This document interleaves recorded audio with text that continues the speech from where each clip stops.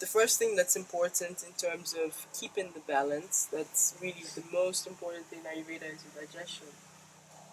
And since Vata people tend to have very irregular digestion, Pitta people have very strong digestion. Pitta people can eat pretty much almost everything and they don't feel like, any difference, or they have very good appetite all the time as well. And they need to eat because they get quite like irritable if they don't eat on time. And Kapha person, they can eat a lot less, so their digestion is very low. So they can survive on 2 meals a day. They don't necessarily need to eat 3 times a day. A Vata person needs to eat like four small meals a day. A Pitta person like 3, and a Kapha person 2. That's it. Yeah. So And how many snacks? snacks, yeah. Different spot for snack. Yeah, I think Vata can do it 4 small meals and 3 snacks a day. That's for sure. You need to put on more weight. A Kapha person should stay away from snacking. Although they're the ones that really Exactly, want they're the ones that love the snacking. Yeah. It's really unfair. Yeah, it is unfair. I know my ex was a Kapha too, and he was like, "Why do I get all the nasty tastes? Like, you're Vata, you get sour, salty, and sweet, and I'm Kapha, I get bitter, astringent, and pungent." That's not fair. Agni is is basically the name for digestion in Sanskrit.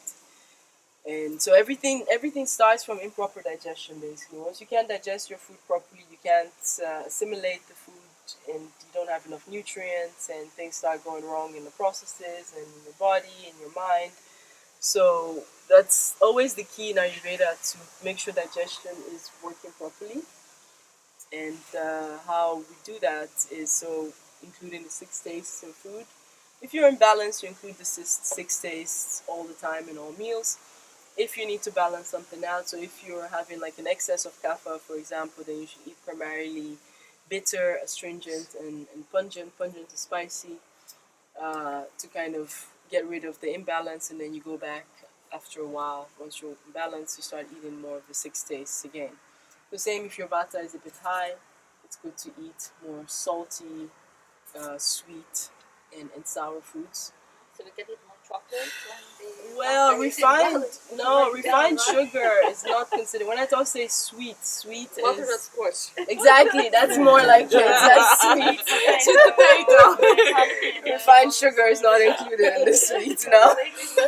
That actually causes more imbalance in vata, the refined sugar.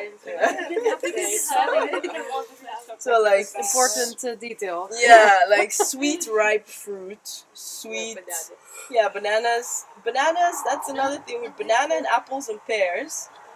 They're actually also cold and heavy. So they're sweet, but you shouldn't eat them raw, especially not in the winter time, because of the coldness of the banana. Banana can actually cause constipation if you eat like too much of them. Yeah, yeah. So better to have your banana in porridge, or your apple in the porridge, like when it's warmed up. Or you can make like banana with the apple and pear and cinnamon and warm that up. It's much easier to digest, especially for vata people. They can't handle any heavy and cold foods. Like heavy to a certain extent, yes, but when it's cold as well, then it has to be warm, oily, and a little bit of spice to improve the digestion. While Pitta people already have very strong digestion, so they should actually stay away from too much spices. They should have some more bitter, more astringent, and sweet foods for Pitta people. Yeah, but bitter, I think mostly bitter, and then sweet and astringent. Yeah. But again, sweet, like coconut water is sweet. It's really great for Pitta to cool off. But all natural sugars I'm talking about. But it's not good for vata, coconut water? Not in the winter. Like in the summertime it's fine, but in the winter time it's very cooling. So vata people tend to have very cold hands, cold feet. They get cold easily because there's not enough fat in their bodies, very thin. So it's important that they stay warm. So for almost everyone, we shouldn't be drinking anything under 37 degrees. Yeah, because anything that's colder than the body temperature. Because the body takes a lot of energy to warm that up. And especially for people with Vata or Kapha dominance, it's because their constitution, their nature is already cold as it is. So you always have to have warm drinks, warm food as much as possible. Right, so a cold glass of white wine is not good for you. Alcohol is in general not good for you. Yeah, little spices. A little bit of glue wine in the winter, okay, that's fine. That has spices as well. But in general, for Vata and Pitta people, it's not recommended to drink alcohol. It really gets them out of balance. Someone who's Kapha people can handle a lot of alcohol, and they don't. What? I said they're lucky. They're lucky, but they can't have sweet. You can't win, absolutely. Got at least one finger. Exactly. They can have the alcohol. Yeah. Okay, yeah. Yeah. And especially for Pitta, like I think Pitta, Vata both, but Pitta especially, there's certain types of alcohol that really gets them out of balance because alcohol is very heating, and Pitta is already very hot, so it's like double heat basically. Beer is okay for Pitta though. Beer is probably the best alcohol for a Pitta person.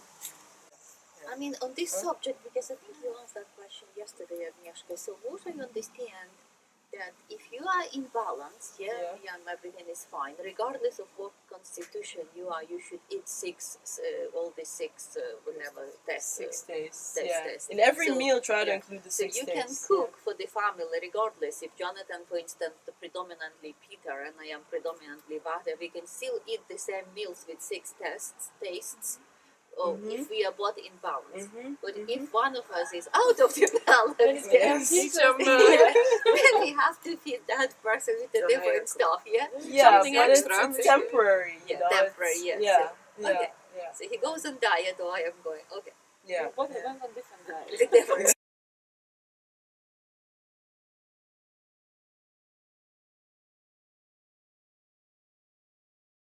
So how do we know when our digestion is a little bit out of balance? Because it all starts from the digestion. So we feel a bit heavy, we feel lethargic, there's maybe constipation or bloatiness, bad breath, gas, burping, especially like maybe burning sensation in the chest. So Pitta people tend to have more of the burning sensation, like around the stomach area.